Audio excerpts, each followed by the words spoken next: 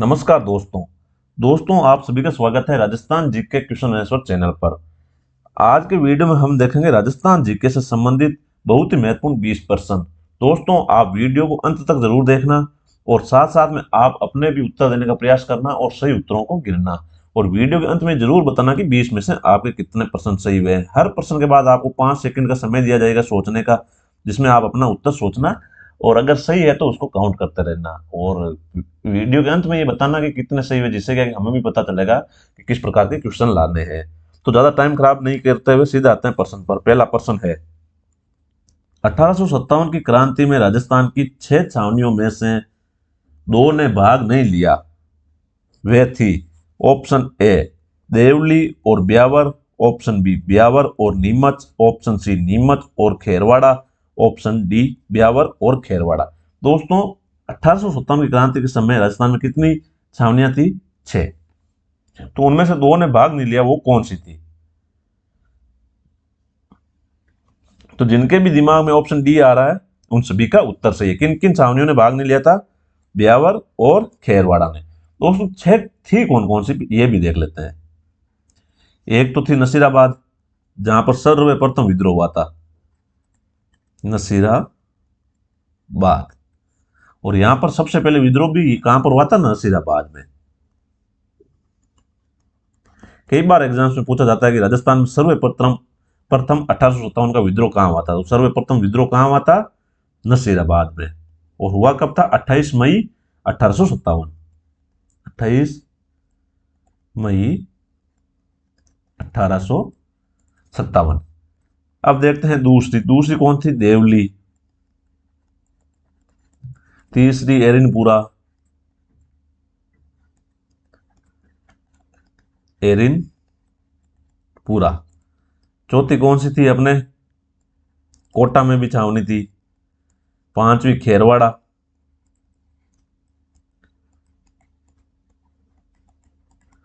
और अपने 6ठी ब्यावर। और 1857 की क्रांति में भाग किन किन 2 ने नहीं लिया था? खेरवाड़ा और ब्यावर। तब आते हैं अगले प्रश्न पर। दूसरा प्रश्न, फरीद राजस्थान का उद्घाटन करता। अपने को पूछा गया है कि राजस्थान के एकीकरण के चौथे चरण यानी कि वृद्ध राजस्थान के उद्घाटन करता कौन थे? Option A Pandit Jawaharlal Nehru, option B वी.एन. गॉडगिल, ऑप्शन सी गोकुल भाई भट्ट और ऑप्शन डी सरदार वल्लभ भाई पटेल। दोस्तों सभी इसका उत्तर सोचें। तो जिनका भी ऑप्शन डी आ रहा है उन सभी का उत्तर सही है। वृद्ध राजस्थान के उद्घाटनकर्ता कौन थे? अपने सरदार वल्लभ भाई पटेल। और यह उद्घाटन किया कब था? 30 मार्च 1949 को। और वृद्ध राजस्थान के गठन के उपलक्ष्य में ही 30 मार्च को क्या मनाया जाता है? मोस्ट इंपोर्टेंट राजस्थान दिवस। और इसमें क्या था? अपने वृद्ध राजस्थान चरण में इसमें क्या था? इससे पहले तीसरा चरण था संयुक्त राजस्थान। संयुक्त राजस्थान। और संयुक्त राजस्थान में 4 प्रमुख रियासतें मिलाई थी, तो बन गया वृद्ध राजस्थान। और 4 रियासतें कौन कौन सी थी? जयपुर, जोधपुर, जैसलमेर और बीकानेर। और इनको मिलाकर संयुक्त राजस्थान और 4 रियासतों को मिलाकर 19 मार्च 1949 को किसका गठन हुआ? वृद्ध राजस्थान का। और उद्घाटन किसने किया? सरदार वल्लभ भाई पटेल। तो जिन्होंने भी ऑप्शन डी दिया उन सभी का उत्तर सही है। अब आते हैं तीसरे प्रश्न पर। किस संप्रदाय को रसिक संप्रदाय भी कहा जाता है? Option A Nimbarka, option B Vallabh, option C Ramanandi और ऑप्शन डी ब्रह्म या गौड़ीय संप्रदाय। तो दोस्तों रसिक संप्रदाय किसका पार्ट है? रामानंदी संप्रदाय का ही पार्ट है। और दोस्तों रसिक संप्रदाय की प्रमुख पीठ कहां पर है? रेवासा ग्राम। कहां पर है? रेवासा ग्राम। और रेवासा ग्राम कौन से जिले में है? अपने सीकर। कौन सा जिला? सीकर। और अपने इसके रसिक संप्रदाय के प्रवर्तक कौन थे? मोस्ट इंपोर्टेंट है, कई बार सवाल पूछा जाता है। अगरदास जी। कौन थे? अपने अगरदास जी। तो जिन्होंने भी ऑप्शन सी दिया है उन सभी का उत्तर सही है। अब आते हैं चौथे प्रश्न पर।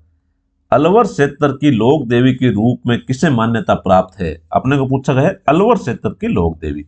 ऑप्शन ए सुगाली माता, ऑप्शन बी सचिया माता, ऑप्शन सी जिल्लानी माता और ऑप्शन डी तत्याला माता। तो जिनका भी ऑप्शन सी सोचा है उन सभी का उत्तर सही है। किसे कहा जाता है अपने अलवर क्षेत्र की लोक देवी? जिल्लानी माता को। और जिल्लानी माता का मंदिर कहां पर है? बहेरोड। और बहेरोड कहां पर है? अलवर में। और इस मंदिर का निर्माण किसने करवाया था? अपने सिसोदिया राजवंश के राजाओं ने। किसने? सिसोदिया राजवंश के राजाओं ने। सवाल किससे संबंधित था? जिल्लानी माता। कहां की प्रमुख लोक देवी? अलवर क्षेत्र की। मंदिर कहां है? बहेरोड अलवर में। और मंदिर का निर्माण किसने करवाया? सिसोदिया राजवंश के शासकों ने। अब आते हैं अगले प्रश्न पर। पांचवा प्रश्न। राजस्थान में 1857 की क्रांति का अंत हुआ। Option A Nasirabad, option B Sikar, option C Kota और ऑप्शन डी एरिनपुरा। दोस्तों अभी हमने थोड़ी देर पहले देखा था कि शुरुआत कहां से हुई थी 1857 की क्रांति। तो शुरुआत कहां से हुई थी राजस्थान में? नसीराबाद से। और विद्रोह का आरंभ कब हुआ था? 28 मई 1857 को। और जिन्होंने भी ऑप्शन बी दिया है उन सभी का उत्तर सही है। और 1857 की क्रांति का अंत कहां से माना जाता है? सीकर से। तो इस प्रकार इसका सही उत्तर ऑप्शन बी। छठा प्रश्न। पांचवा चरण में संयुक्त वृहद राजस्थान का गठन मतलब कब हुआ है? Option A 30 March 1949, option B 30 March 1950, option C 26 जनवरी 1950, ऑप्शन डी 15 मई 1949। अपने को पूछा गया दोस्तों पांचवा चरण। तो दोस्तों पांचवा चरण कौन सा था? संयुक्त वृहद राजस्थान। और इसका गठन कब हुआ था? 15 मई 1949। तो जिनके भी दिमाग में ऑप्शन डी आ रहा था 15 मई 1949, तो उन सभी का उत्तर सही है। और वृहद राजस्थान इसमें क्या किया गया था? संयुक्त वृहद राजस्थान में देखो अपने थोड़ी देर पहले देखा था चौथा चरण कौन सा था? वृहद राजस्थान। वृहद राजस्थान चौथा चरण था अपने वृहद राजस्थान। कौन सा? चौथा। और दोस्तों पहला चरण था अपने सभी को पता होगा मत्स्य संघ। मत्स्य संघ। तो 15 मई को इन दोनों को मिला दिया। और उसका नया नाम, उस चरण का नया नाम क्या आया था आपने? या उसे क्या कहा जाता है? संयुक्त वृहद राजस्थान। और चरण कौन सा था? पांचवा चरण। तो इस प्रकार इसका सही उत्तर ऑप्शन डी। तो जिनका भी ऑप्शन डी था उन सभी का उत्तर सही है। वल्लभ संप्रदाय के प्रवर्तक वल्लभाचार्य ने किस दर्शन का प्रतिपादन किया? ऑप्शन ए द्वैता द्वैत, ऑप्शन बी शुद्धा द्वैत, ऑप्शन सी विशिष्टा द्वैत और ऑप्शन डी भेदाभेद।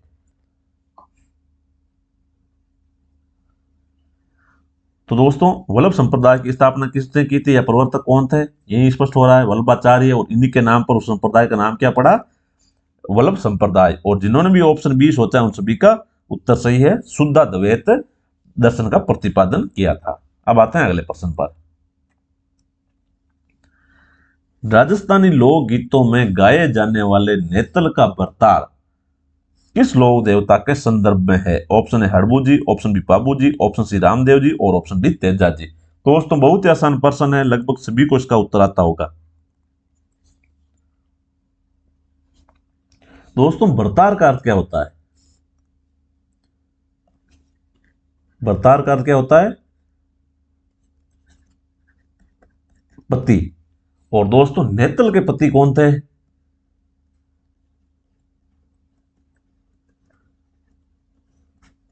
रामदेव जी।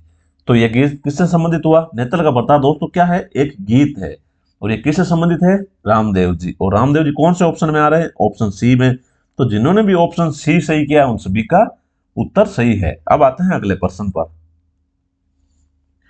विवाह से संबंधित रस्म है। ऑप्शन ए पहरावणी, ऑप्शन बी कंकन डोरडा, ऑप्शन सी बरी पडला और ऑप्शन डी उपयुक्त सभी।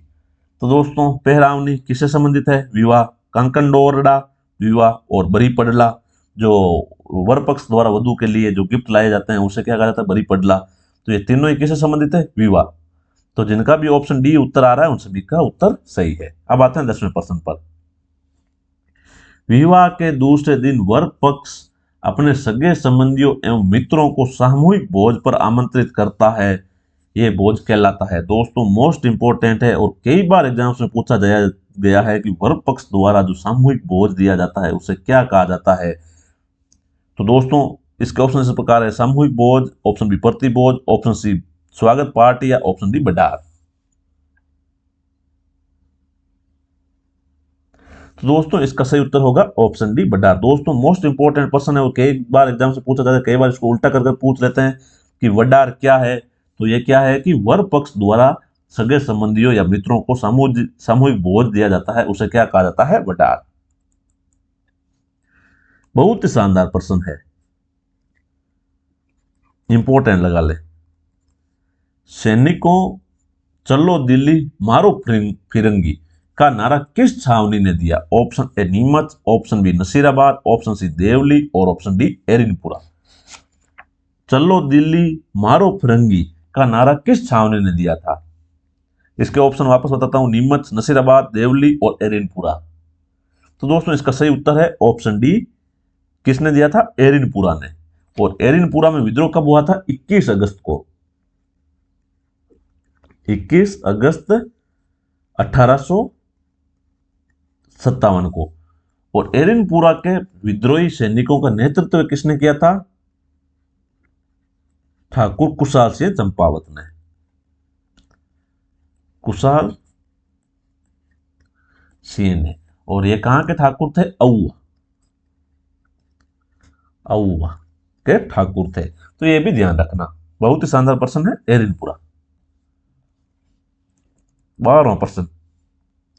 राजपूताना का नाम बदलकर राजस्थान रख दिया गया। ऑप्शन ए 1 नवंबर 1956, ऑप्शन बी 26 जनवरी 1950, ऑप्शन सी 30 मार्च 1956 और ऑप्शन डी इनमें से कोई नहीं। दोस्तों यहां पर पूछा गया है कि संवैधानिक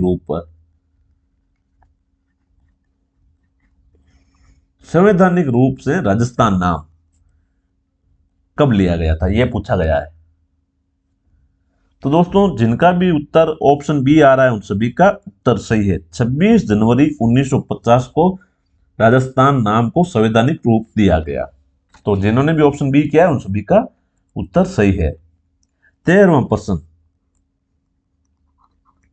इंपॉर्टेंट।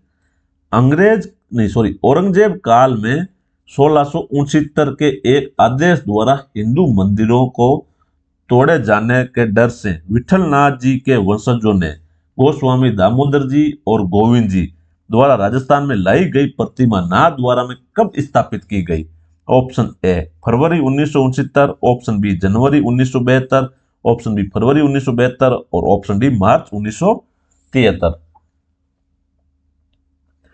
तो दोस्तों इसका सही उत्तर है ऑप्शन सी। जिनका भी ऑप्शन सी आ रहा है उन सभी का उत्तर सही है, फरवरी 1972 में। दोस्तों जो नाथद्वारा में प्रतिमा है उनको औरंगजेब के काल में क्या है कि एक आदेश जारी किया गया हिंदू मूर्तियों को तोड़ने का। तो विठल नाथ जी के वंशज थे। ये भी कई बार एग्जाम्स में पूछा जाता है। गोस्वामी दामोदर जी और गोविंद जी इन दोनों ने मूर्तियां लाकर नाथद्वारा में स्थापित करवाई। तो इसका सही उत्तर ऑप्शन सी फरवरी 1972। 14वां प्रश्न। भारतीय डाक विभाग द्वारा जारी फड़, यहां पर है कि भारतीय डाक विभाग द्वारा किस फड़ पर डाक टिकट जारी किया गया? Option A Ramdev ji, option B Babu ji, option C Teja ji और ऑप्शन डी देवनारायण जी।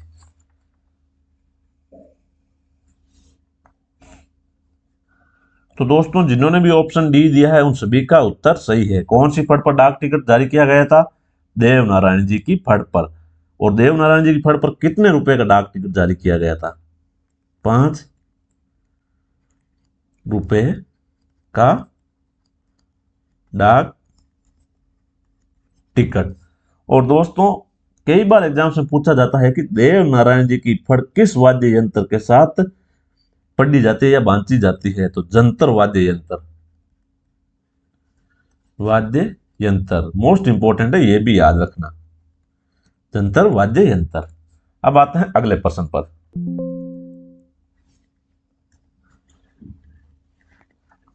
15वां प्रश्न, निम्न में से कौन सा सावा शादियों के लिए उत्तम माना जाता है? Option A Sharad Purnima, option B Anant Chaturdashi, option C Kartik Purnima और ऑप्शन डी आखा तीज।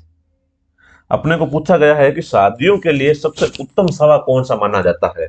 ऑप्शन इस प्रकार है अपने शरद पूर्णिमा, अनंत चतुर्दशी, कार्तिक पूर्णिमा और आखा तीज।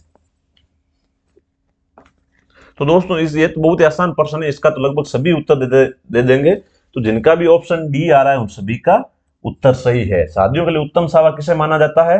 अपने आखा तीज को। और आखा तीज कब आती है? तो दोस्तों आखा तीज आती है बैसाख शुक्ल तृतीया को। और दोस्तों इसे अबूझ सावा भी कहा जाता है, अबूझ सावा। यानी कि इस दिन कोई भी विवाह कर सकता है, सावा पूछने की जरूरत नहीं है, ये परमानेंट सावा है, इसलिए इसे अबूझ सावा भी कहा जाता है। और अबूझ सावा होने के कारण सर्वाधिक राजस्थान में बाल विवाह, सर्वाधिक बाल विवाह भी इसी दिन होता है। किस दिन? आखा तीज के दिन। एक मिनट दोस्तों, अब देखते हैं अगला प्रश्न।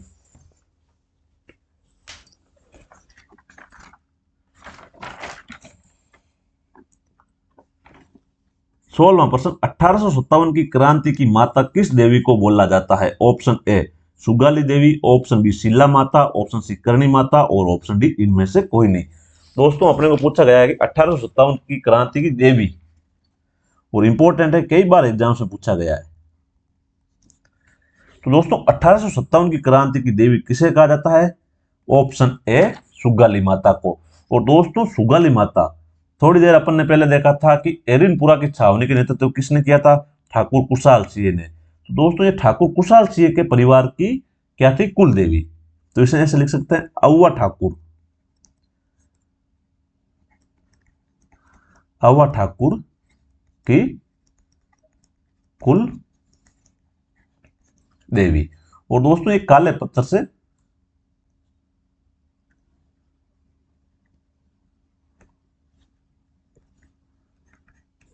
ये काले पत्थर से निर्मित है, काले पत्थर से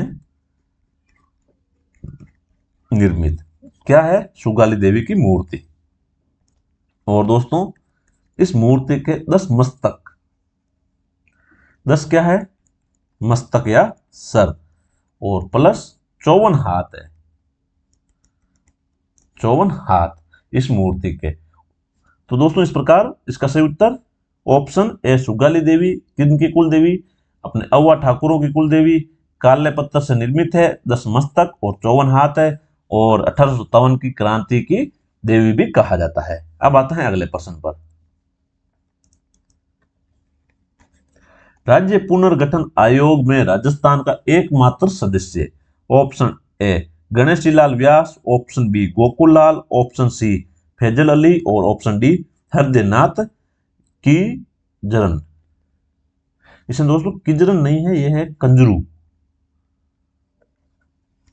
इसको क्या बोलते हैं? कंजरू, हरदेनाथ कंजरू या एच एन कंजरू, कहीं पर आपको एच एन कंजरू भी लिखा हुआ मिलेगा।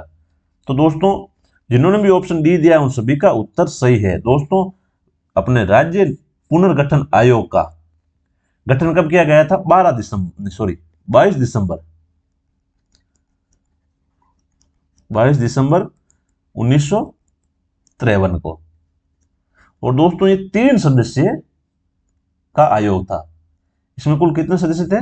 3 सदस्य, 3 सदस्य।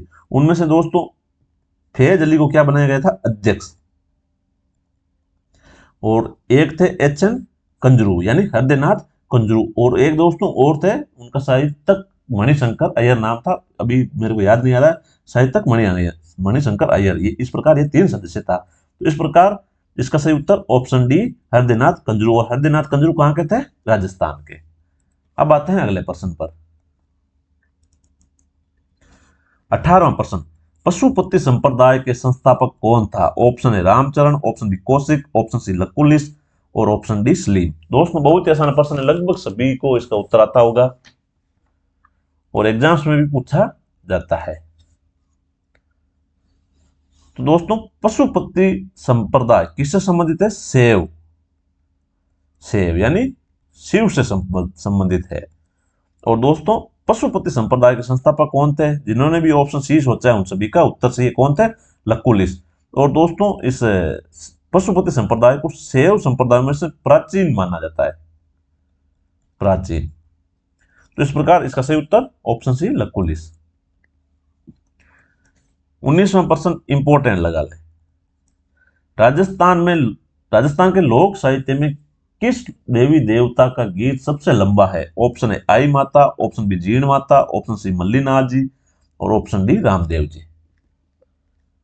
बहुत ही शानदार प्रश्न है, कई बार एग्जाम्स में पूछा गया है। तो जिनका भी ऑप्शन बी आ रहा है उन सभी का उत्तर सही है। सबसे लंबा गीत किसका? Jeen Mata, option B. और दोस्तों जीण माता का मंदिर कहां पर है? सीकर में। कहां पर है? सीकर में। और ये किनकी आराध्य देवी है? चौहानों और मीणाओं की, चौहानों और मीणाओं की। ऐसे भी क्वेश्चन बन सकता है कि जैन माता किनकी आराध्य देवी है? तो चौहानों और मीणाओं की मंदिर कहां पर है? सीकर में। और सबसे लंबा लोकगीत भी किसका है? अपने जैन माता का। 20वां प्रश्न और अंतिम प्रश्न, विवाह के समय वधु के लिए वर पक्ष द्वारा जो आभूषण लाए जाते हैं उसे क्या कहते हैं? ऑप्शन ए बेस, ऑप्शन बी मुकलावा, ऑप्शन सी पड़ला और ऑप्शन डी महायरा। दोस्तों महायरा तो किसी बहन के पुत्र या पुत्री की शादी पर उसके परिवारजनों या भाइयों द्वारा जो उपहार दिया जाता है उसे महायरा कहा जाता है। तो ये तो नहीं है, तो इसका सही उत्तर क्या होगा? ऑप्शन सी पड़ला। पड़ला क्या है दोस्तों? वर पक्ष द्वारा वधु पक्ष को क्या दिया जाता है? आभूषण या उपहार दिए जाते हैं, उसे क्या कहा जाता है? पड़ला। तो दोस्तों आज के 20 प्रश्न यही समाप्त हुए हैं। आप कमेंट बॉक्स में जरूर बताएं कि 20 में से आपके कितने परसेंट सही हुए हैं। और अभी तक आपने इस चैनल को सब्सक्राइब नहीं किया तो सब्सक्राइब कर लें। अगर आप किसी भी राजस्थान में कंपटीशन एग्जाम की तैयारी कर रहे हैं तो ये चैनल आपके लिए बहुत ही शानदार होने वाला है, क्योंकि इस चैनल पर हम केवल और केवल क्या लाते हैं? राजस्थान जीके के प्रश्नोत्तर, और वही प्रश्नोत्तर जो इंपॉर्टेंट है और कई बार एग्जामों में पूछा गया है। तो अभी तक इस चैनल को सब्सक्राइब नहीं किया तो सब्सक्राइब जरूर कर लें और इस वीडियो को लाइक जरूर करें। धन्यवाद।